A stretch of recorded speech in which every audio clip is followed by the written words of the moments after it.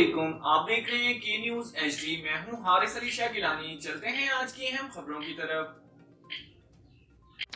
साहिवाल से हमारे deputy bureau chief मियां अली रजा की रिपोर्ट के मुताबिक पुलिस थाना सिटी साहिवाल की कार्रवाई 780 ग्राम चर्च 30 लीटर शराब बरामद। शादी की तकरीब में हवाई फायरिंग और हुल्लड़बाजी करने वाले मुल्जिमान गिरफ्तार। डीपीओ साहिवाल सादिक बलोच की जेर क़यादत साहिवाल पुलिस का जुराइम पेशा अनासर के खिलाफ बिला तफरीक और बिला खौफो खतर क्रैकडाउन जारी। एसएचओ थाना सिटी साहिवाल मुदस्सर गफार ने हमरा टीम कार्रवाई करते हुए मंशियात फरोश मुलजिम आमिर को गिरफ्तार करके मुलजिम के कब्जे से 780 ग्राम चर्च और मुलजिम गुलजार अहमद को गिरफ्तार करके मुलजिम के कब्जा से 30 लीटर शराब बरामद कर ली।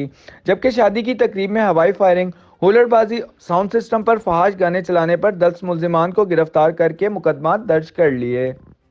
मजीद खबरों और अपडेट्स के लिए हमारे साथ रहिएगा। तब तक के लिए अपना ख्याल रखिएगा। अल्लाह हाफिज।